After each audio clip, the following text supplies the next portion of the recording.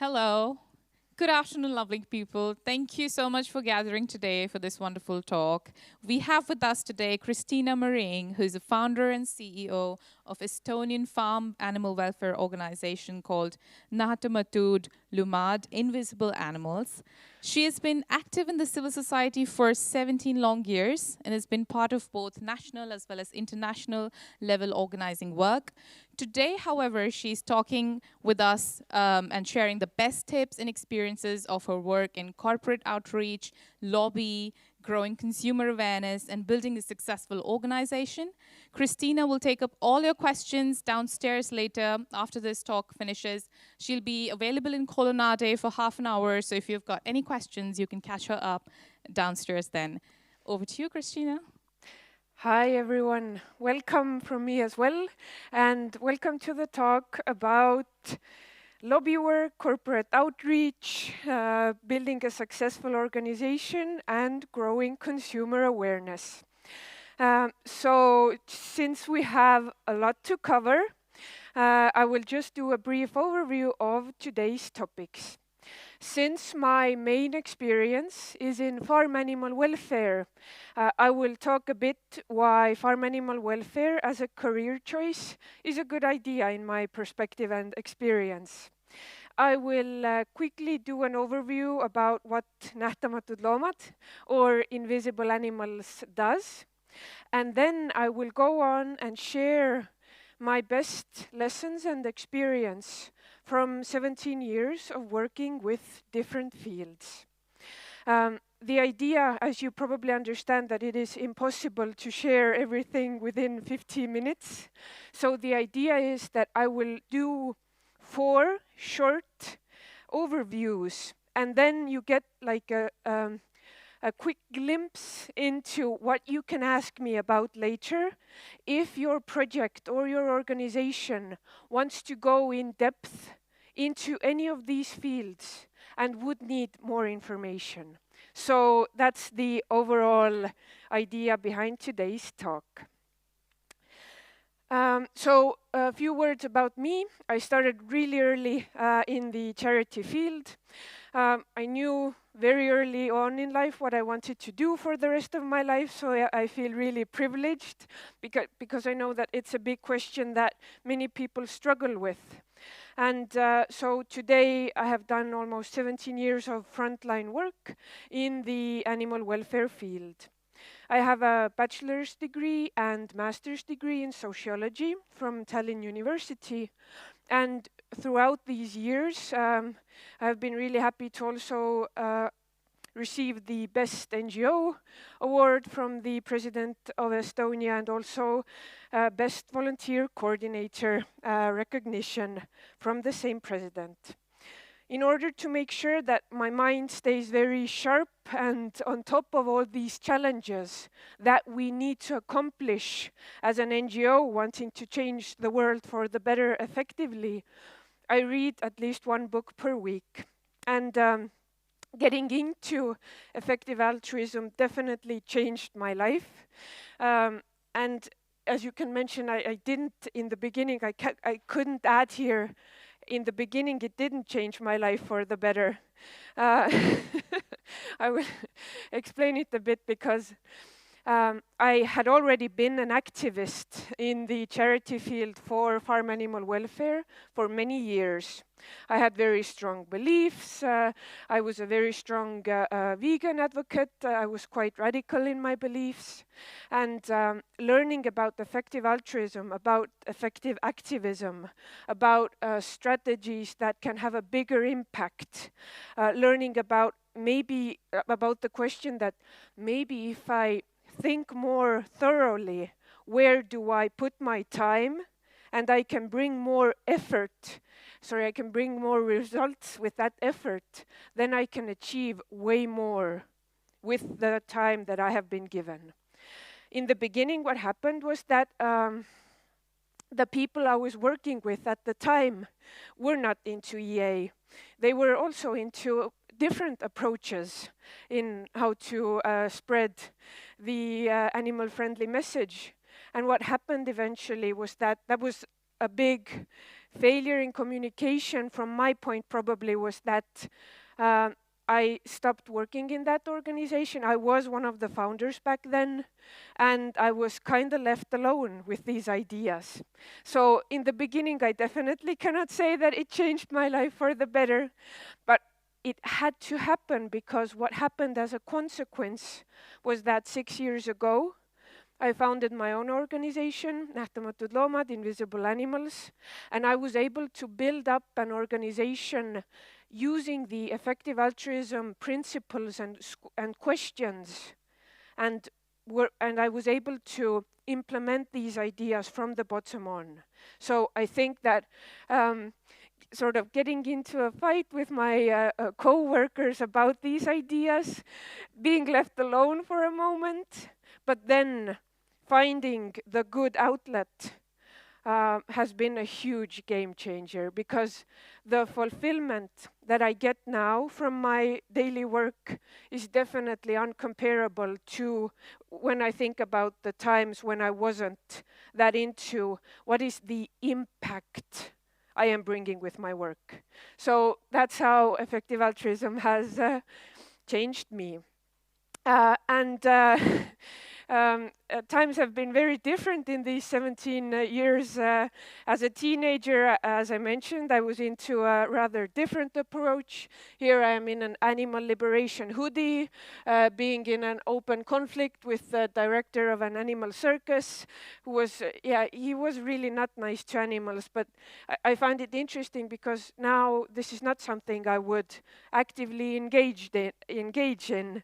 And now it's sort of like, if I mentioned the recognitions I got from the president of Estonia, then it's good to see that you can definitely develop in your career and have a different type of impact with your work. So, as I mentioned, let's talk a few words about why farm animal welfare as a career choice is a good option to consider. In effective altruism, we think in three main topics: the scale, neglectedness, and tractability. With farm animal welfare issues, the scale is huge. We are talking about around 100 billion animals raised globally every year. This is an estimate, of course, because with some species we do not count the individuals, so you need to sort of make estimated calculations. And also, what is important here is that the suffering we are talking about with these individuals in very many instances is immense.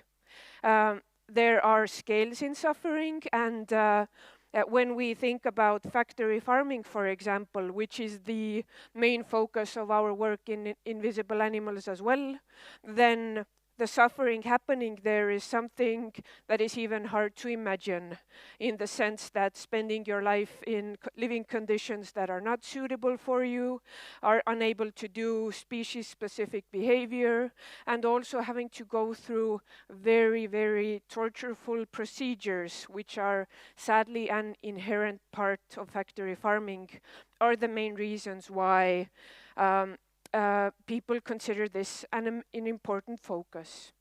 When we talk about the neglectedness, then globally the estimate is that around $200 million are being fed into the animal welfare movement. This is also an estimate without the investments into alternative proteins.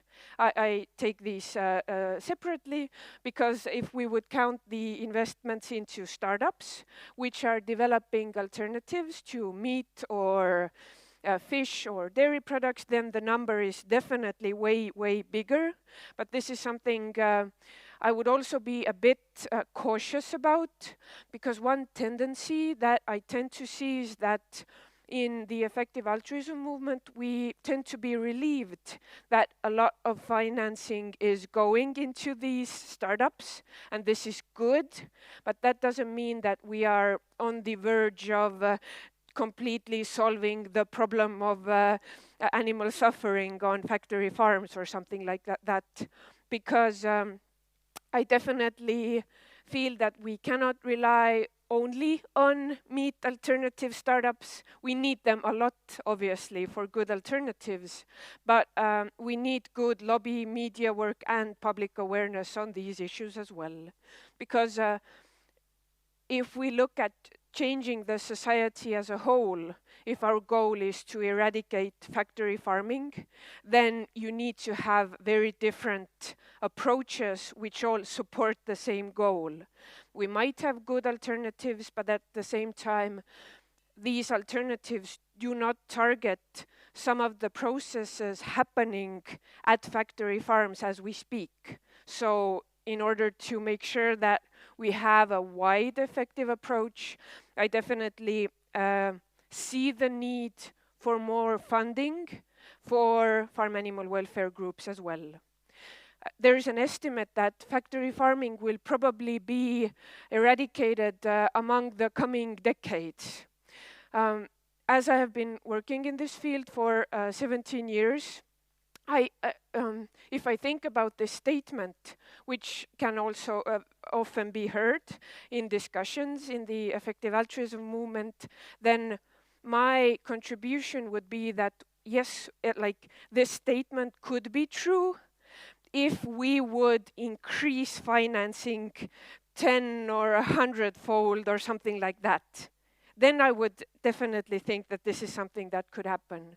Because working directly with politicians, looking at EU-level legislative procedures, etc., yes, the topic is being discussed, it is being addressed, but in order to achieve this very large-scale change in society, a lot of work has to be done.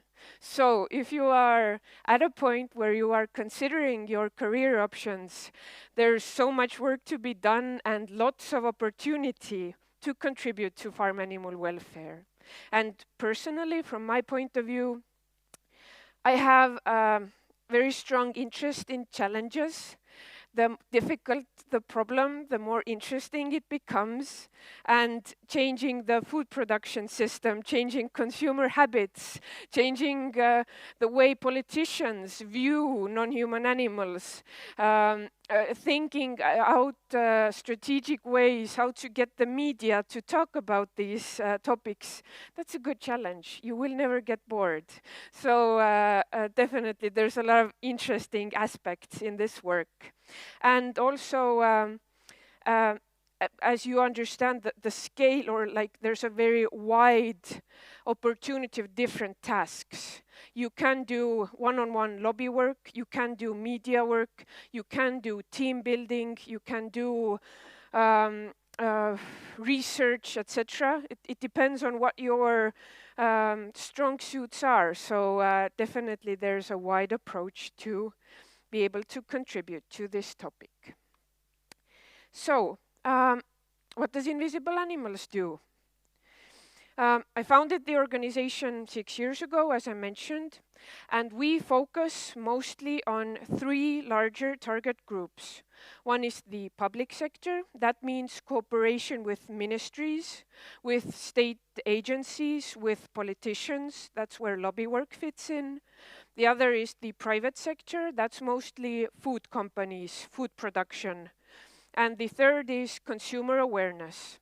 And I am definitely from that school of thought that in my experience, I definitely see that if you want to build a successful large-scale campaign, then you need to focus a lot on the consumer awareness and public attention side as well, which I will be talking a bit about more later, definitely, because I see that it's very difficult to convince either politicians or CEOs of large companies to go with these important changes if they have not seen or felt that this is something that the public is interested in. So that definitely makes the work a bit easier. So far, our corporate outreach work has influenced around 200,000 hens who are kept in cages.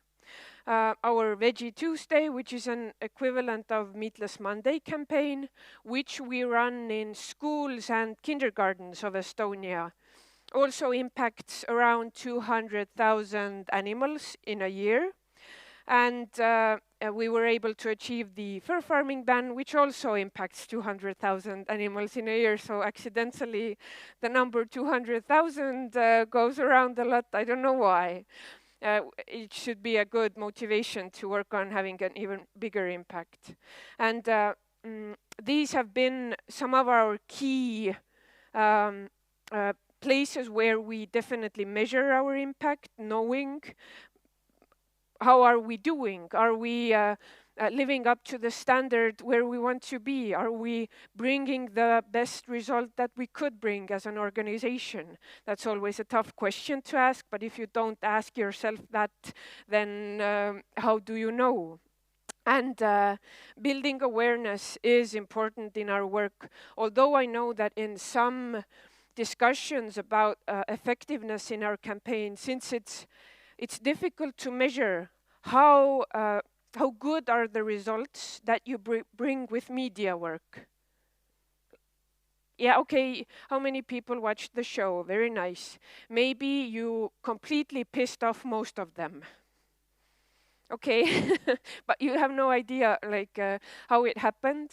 But at the same time, when I think about the experience, whether with lobby work or with corporate outreach, it's so intertwined. Yeah, so the CEO says, yeah, okay, yeah, it's been talked about in the media a lot. I saw the interview, or the politicians are like, yeah, okay, it was mentioned in that TV show, etc. It's something sort of as a part of the whole, in the sense that, yes, you cannot measure it.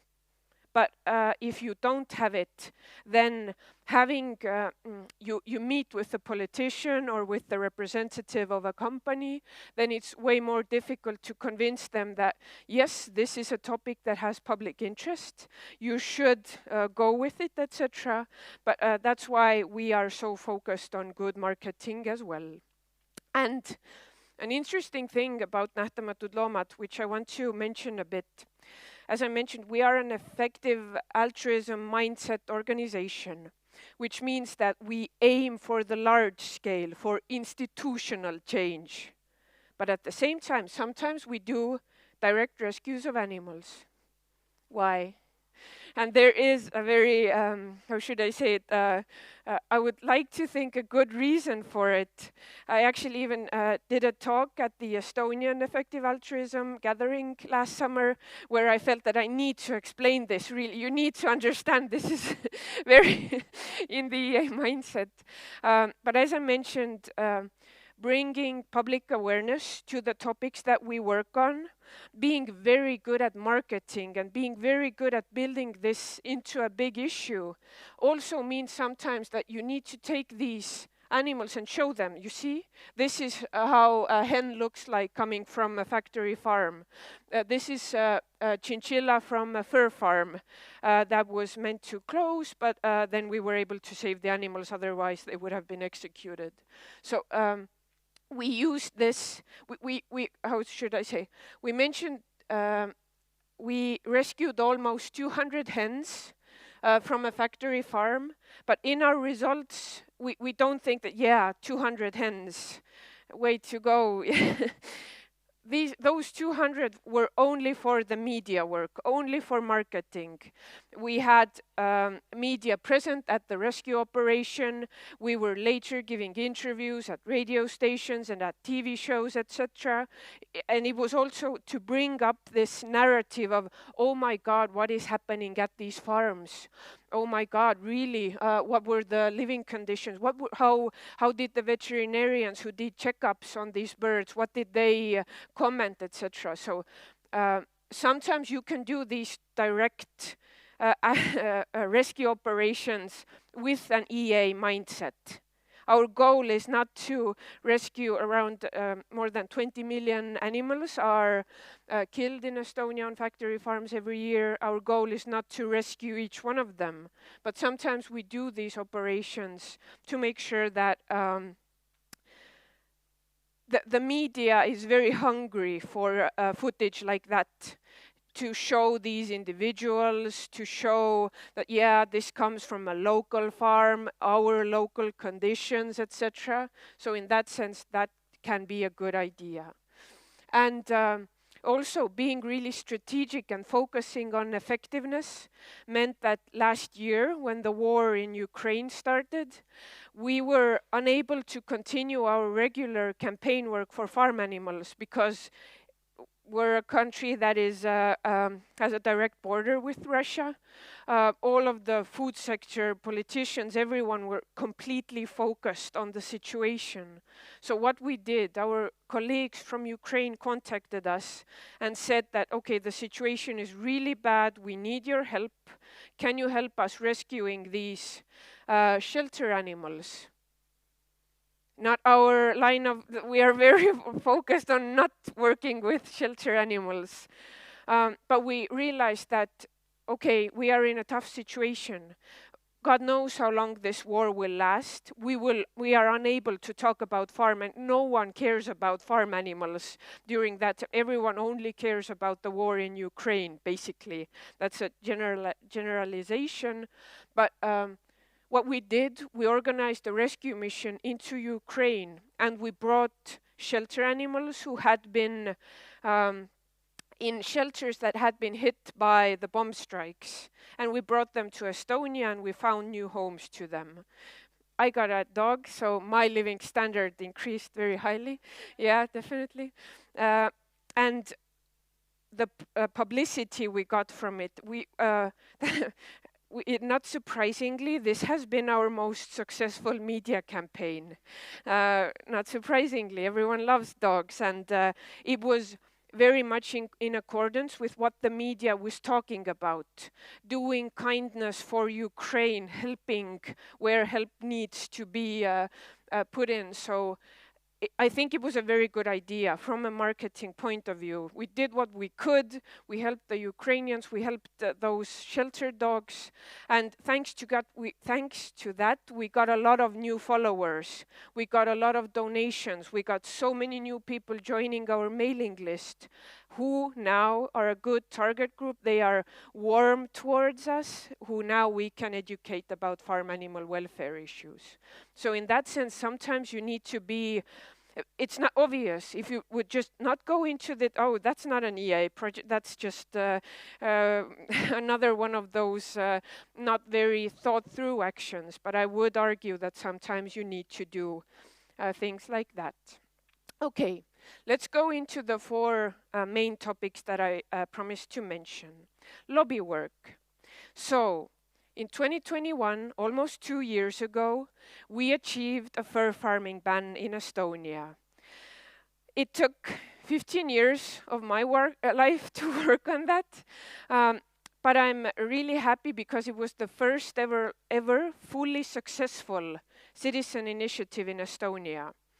What it meant was that there had been some initiatives before, but they didn't go through as was planned, etc. And for me, a definitely important part of that was that we got support votes from all the political parties.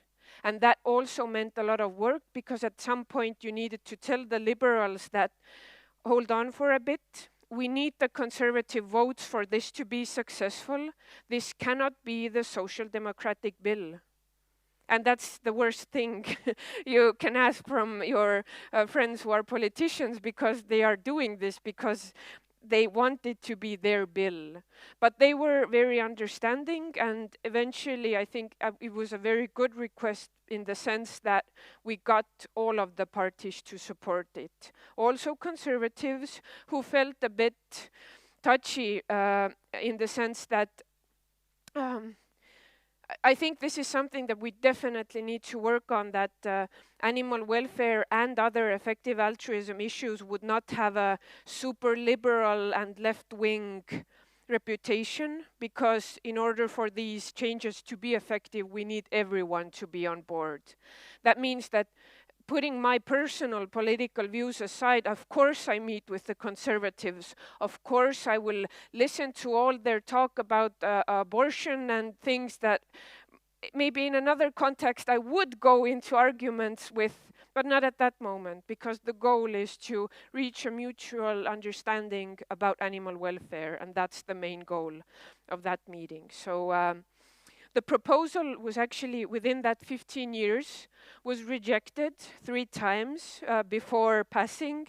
So there was a lot of failure, a lot of go away, this will never happen, not in my lifetime, etc. We got a lot of that. But that's okay, because I think that the last time when it was rejected again, yeah, I had to give an interview right after that. Usually it's like, if things go well, you're happy to give an interview, but your bill failed. What do you have to say? There was a lot to take into consideration, and actually that was a really good learning point in making sure that the conservative parties are also more involved with this. So we took everything into consideration, built an even better approach with lobby work, and were able to achieve this finally. So the final stages were definitely the most intense work effort from our side. I think there were definitely 24-hour working days in that sense. But the point is also that if you want to achieve something that big, something that impactful, it takes a lot of effort and a lot of work for sure. And if I think about lobby work more intensely, then lobby efforts, which mean you talk one-on-one or meet in groups with representatives of the political parties, yes, that's very important. But at the same time, you need to have an intensive media campaign. Politicians need to see the strong public interest. You need to have regular public opinion polls, etc. You need to have fresh data to feed them, because that's what they thrive on. That's what interests them. Very often they go with your initiative because they see that the society has an interest in it. Otherwise, they might not. They have other topics, etc. It's basically you can offer them political capital, that they can be the ones who either say positive comments in the media, etc., and then they gain the approval of that part of the society who is also into animal welfare. With the successful lobby work, definitely networking was a key issue for us, which meant getting trustworthy contacts and building rapport with them along MPs.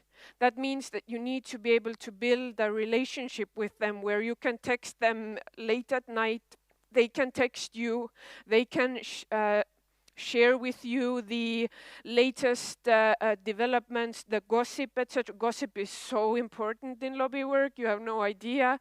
You need to know who is in a fight with whom, so you don't mention the wrong person in the wrong meeting, and you do mention the right person at the right meeting, who takes who seriously, who doesn't, etc. Sometimes it was very dramatic. If there is a fight at the parliament, they go all the way for reasons not very rational very often, but hey, fighting is not rational, so what can you do? So basically, that meant building a lot of context within the parliament members. And a lot is done behind the scenes. When I think about the official meetings where, I don't know, either whether ministers or committees within the parliament, the rural committee, etc. Yeah, okay, some discussions happened there, but the majority was decided behind the scenes. You go to the meeting and you already know what the outcome is. I knew that the vote was going to pass that day because it had been decided before. So in the sense that when you go into lobby efforts, you should not think that if I only attend the meetings, then I will be fine, because if you don't get this constant feed of the gossip, of the decisions, of the who swaps what for what, etc., obviously animal welfare is not a national priority, then this bill also was at the verge of getting thrown out for the God knows how many time. But luckily all went well and the coalition still went for it and we were able to achieve it. But these political games of, okay, I give you that vote, but then let's drop that bill, etc., that's just something, that's how politics works. So I'm really happy that we were able to achieve it, obviously. It was intense work. Yeah. Yeah. And all that we learned from that will now go into 2 new initiatives that we're starting with lobby work. And it was good to start with these cute type of animals because that's like a warm-up about factory farming, about how do we keep animals in cages, etc. Because the next topics will not be maybe that cute in the direct sense. So, and the relationships we were able to build will be an enormously positive impact, definitely for the future campaign as well. And basically, when I mentioned that media work was a part of it, that whatever you can, turn it into a visual media event. Visual meaning that this is when we presented our digital signatures to the frontman of the parliament.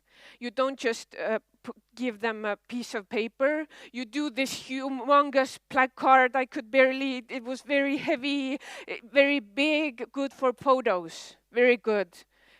Completely absurd, very good, yeah. I don't know if, you see, this is the day when we got the ban. Huge fox, very big fox. You understand, like very visual. You want to be, you in the press release, you say that there will be, we also did like humongous foxes there, that they will have something to take photos of, something visual. They want it for their videos and pictures, so that the footage would be appetizing for them. And also, you need to take into consideration that politicians want good publicity to show voters their work. And that also means that we need to be very proactive in how do we use this media potential. We organized public debates, fed the media expert opinions, did regular, really good press releases, making sure that this is something that is talked about, and pulled strings by feeding the media potential topics to cover on this. So it was like you wake up in the morning, you're like, okay, what can else how can we cover? You're like hungry in the sense that constantly thinking new ideas, how to make sure that politicians see this, your main target group, who will be the deciding, the party who will give their votes in society, that they will see these things. And making sure that you have photos of everything. So yeah, we met a lot with the ministers, and making sure that others know as well that these are the influential people and they are in the loop about this, etc. So making sure that these are shown. So let's go to another topic where a lot of animals can be helped on an institutional level. That is corporate outreach. That means for us, negotiations with food sector companies to switch from caged eggs to cage-free eggs, either in their sale or in their ingredients. It's quite a popular approach among animal welfare organizations who are into effective altruism, and that is something we have been doing in Estonia as well. When I think about how to summarize our experience as well, that it was definitely difficult to start the campaign, to convince the first retail store to go with the initiative. Our proposal to them is that in 2025, we would like all of the eggs that you are selling to come from cage-free production facilities. So yeah, there's like a time for them to go into this, etc. But how do you convince the first company if you don't have victories in your bag already? And in the beginning, we had to do a lot of pressure campaigning for this. Now it's a bit less, but as a strategic tool in your toolbox, this is something that usually goes hand in hand. The food sector in Estonia, coming from a post-Soviet country, etc., rarely does any either environmental or animal welfare changes without pressure from external sources. So in that sense as well, that we could never rely on the fact that, okay, yeah, these changes will happen inevitably at some point, because it takes a lot of work for these changes to occur. And some tips about like meeting with the CEOs or the sales representatives of these companies is that in the beginning you probably will have a very difficult time convincing them. And on this photo as well, this is actually pretty interesting. This is the CSR manager of Rimi Estonia. This is something I'm really happy about this photo, because we had a very nasty pressure campaign against Rimi. We won, they went cage-free, everything went well, but the process was quite intense. And for a long time, they were quite upset with us after they had to go through this pressure campaign. But this is last year, when we had an event, we introduced a report about the food sector going cage-free. Yeah, and she did a talk there, and I am asking, it's like an online event here, and we're live doing an event here, and things are good now. They are supporting this whenever we need quotes about a big retailer saying something, yeah, cage-free is very good, yeah, then they are supporting. So you can achieve this as well, that it's not only black and white, but it takes a bit of time to be able to come to this. With corporate outreach as well, that it's definitely a power game. In the beginning, especially, for example, if I am a younger woman and I am meeting with an older man, it's definitely a power imbalance. I come from the third sector, from some NGO. What are NGOs even? In Estonia, we have a lot of work to do on that field. Why the hell should he listen to me? Why, like, who are you to tell me what to do?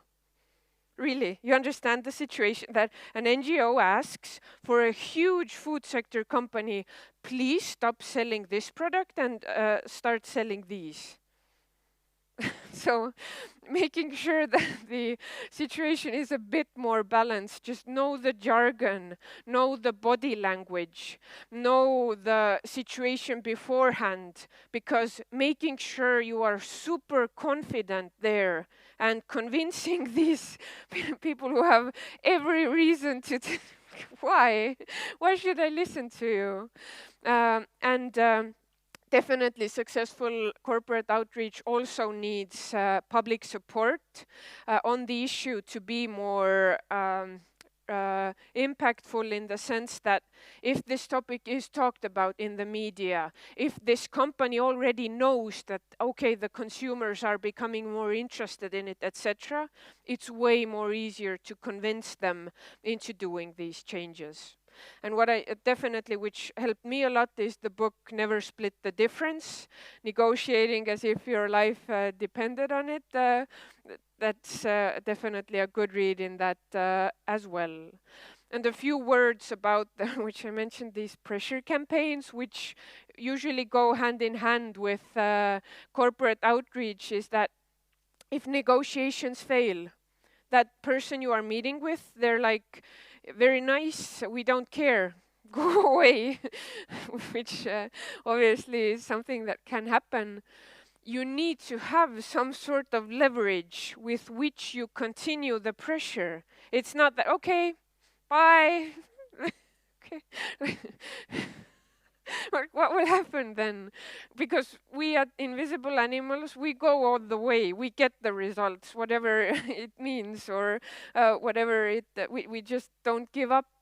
And public pressure campaigns obviously might not be your favorite approach or cup of tea in advocacy, but I need to admit they bring results. They just that is what happened, definitely what helped us get the campaigns running, to get the initial successes. So it means that you damage the reputation of the company, which discredits them with their consumers and public. So yeah, what can you do?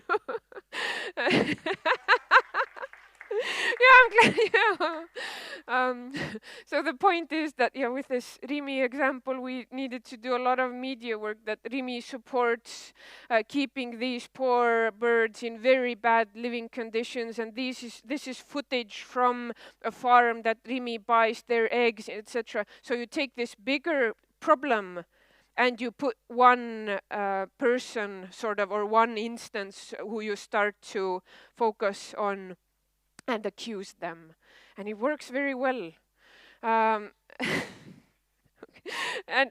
but it's definitely, you need to understand that it's a lot of conflict, it's a lot of confrontation, it's quite stressful, obviously, but in the long run, the more CSR, corporate social responsibility, becomes a bigger topic, the less these companies can they just cannot afford these type of campaigns against them.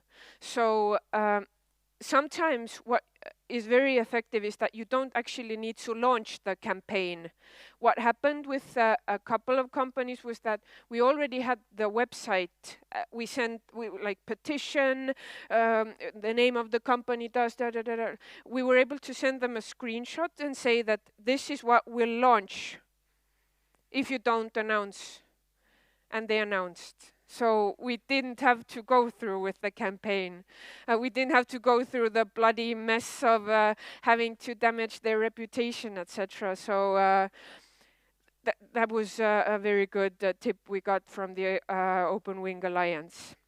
But what does a pressure campaign consist of? It means petitions, sign this, that this shop should stop selling eggs that come from torture, etc. Protests, we did a lot of that. But the idea also, in the sense of effectiveness, is that the main goal is to have very good photos of it. You don't need to stand there for hours or whatever. You just need to make sure that the company gets it, that you are very good at marketing this campaign. Media work, stunts, different approach. Oh my God, we had one action where we invited the customers of this company to cut their cards in half, these client cards, what's it called, and send us a video of it. So we compiled and actually we did many videos of that, because quite a lot of people came with it, and they are just cutting their loyalty cards in half because they don't want to support the company that supports animal cruelty. So these are the type of stunts that you need to do. And when we won this campaign, we actually started it when the organization was like 2 months old, and we won it in 4 months of very intensive work. I was really, really happy because obviously, like, it's very fulfilling when you get the results, because it's a huge company, and what they decide will have an effect on tens of thousands of hens who are suffering immensely. And that's why it's all worth it, but you need to take into consideration that definitely negotiations would be better. Okay, so going on to building consumer awareness and public interest. This is also done actually at a protest when we had a pressure campaign at a big company, and this gains a lot of media attention. So my what I'm saying based on my experience with media work is that in our country-specific context, meaning that we are an ex-Soviet country, when I talk with colleagues from Western Europe, from other countries, etc., I see that the society and the consumer habits are a bit different. Even, for example, let's say Finland, which was not part of the Soviet Union, etc., making sure that you have free-range products. It's just something that has always been, it's just, they are there. People buy them, etc. It's way more common than in the countries that were part of the Soviet Union. And we don't have that norm that, yeah, sure, I buy cage-free eggs, because for a long time they weren't even available. So I would say that it would probably be almost impossible to achieve what we have achieved so far without intense media work, making sure that public awareness grows. And actually, so far, the feedback that we have got from the food sector, from retailers, is that when they compare consumer habit changes that have happened in the last couple of years, that during the time that Invisible Animals has been doing these campaigns, the changes happening within consumers' egg preferences have been the biggest ever in Estonia. Not like when they compare it with fair trade or organic, or like what are the things that can be compared with. And they say that whatever you are doing, just keep on doing it, because it actually has an impact. So, and when we go and meet with the company representative, when they have the data that, yeah, we see that these are really going well, it's way easier to have these negotiations with them. So making sure that public awareness is raising is definitely important. But coming to media work, if you don't know media work and marketing yourself, then find someone who can consult you if you want to do a successful campaign. But I would think that in the long run, developing your media skills and giving good interviews, building good contacts there, it will pay off immensely, because it will build you the good reputation. I can bring an example that when I go and give an interview now, it's they already say, oh yeah, you know this, and you will talk well, and you always stay so calm and bring your points, which are at a very controversial topic. You are able to sort of soothe the topic, etc. And this has been through very systematic work. So I think that this is something that has definitely paid off in our context. And when we talk about public attention in the wider spectrum than within the topic of reducing farm animal suffering, then our organization needs to constantly be thinking and offering ways to engage the public, whether it's petitions, so we get their email, so we can ask other things from them as well, email actions, sharing, being part of a community. That is how you grow this one field of life, because I understand that whatever we are asking, it comes through a lot of information noise. Everyone has a lot on their table as it is in life. How do we engage them? How do we become important to them? It's not a very easy question.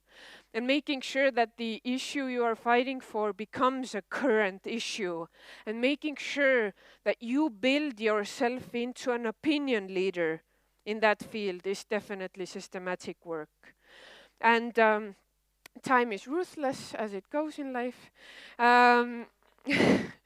So, and what happens as a consequence, or what can happen, what has happened in Estonia, is that the better you become at it, the better you are at representing your topic in the media, giving good interviews, being critical towards factory farming, the more attacks you get from opposing sides. So, to sum it up, I will bring an example of what happened in Estonia. So, we were running a campaign against a large retailer, and they pulled some strings and got a very recognized TV show in Estonia to do a piece about what the hell. There's an organization, an NGO in Estonia that pressures large, respectable companies into doing something. How can this be? Where do they get the power, or how can this be, basically? And this is a screenshot of the TV show. It's called like Onlooker or something like that. And it was pretty intense because they tried to portray me as someone who is like getting finances for our campaigns from abroad. Very suspicious, very weird. Not that we have funding from the Open Wing Alliance, which is funded by the Open Philanthropy Project, which is a very legit, effective altruism funding, but they tried to make it look like God knows where money is coming from, do they even know what they are doing, etc. And what happened, that they cut together pieces of interviews that didn't even, like, they asked me a question, I answered it, and in the final piece, I was responding to another question. So it was a very interesting, very creative approach. But the negative media attention can be used in your favor if you're smart and know when to engage and when to ignore. For example, with this TV piece, it was very wise of us. We ignored it. In the beginning, we were like, oh no, we need to do a reply and very opinion piece and blah, blah. No, nothing. The more we would have done, the more attention that piece would have gotten. And we ignored it, and I think that was a very wise approach. And in charity work, financials are usually the main target. You can prevent this damage by being super transparent and building a strong system for reporting. And definitely, don't be afraid of conflict, because this confrontation that we sometimes also do in the media that's what makes sure, that's why we are here. So that we would confront these factory farming, that we would confront these companies that are doing this work. So it can be difficult. I mean, who likes a conflict? But media likes it. And they will give you coverage, and that will get things going in the long run. So being wise about it will definitely help. We are unable to do everything at this time. We also do a lot of public awareness work with outdoor ads. It is expensive, but it is also a part of this unmeasurable media work. We get it everywhere. The minister is like, oh, I saw that your ads are again, like, yeah, these are the sort of anecdotal evidence you get that this is helping. But we see that this is something that we need to do to be able to convince these companies and the politicians to get us the results that we need. And to sum it up, I'm doing a workshop tomorrow about teal organization culture. I will talk about how our organization is built up in a way that we achieve these types of results. You are very welcome there. If Swapcard says that the places are full, you can still come. We can make it work. A few people will manage. And then I will talk about everything which I wanted to mention there. And I put here, if you're in the beginning phases of your work, a few book recommendations that have helped me a lot, that have had a positive impact on the way that we do things. It was really difficult because I have read a lot, so it's difficult to choose, but maybe these will help you as well. Thank you. Thank you for everything you do here, because we cannot take it for granted that people around us care and care very strategically or think about effectiveness or results. But we here, we're that kind of people. So it gives so much back to be able to be among you all and to see that interest and that passion towards being really smart in charity. So thank you. Take care.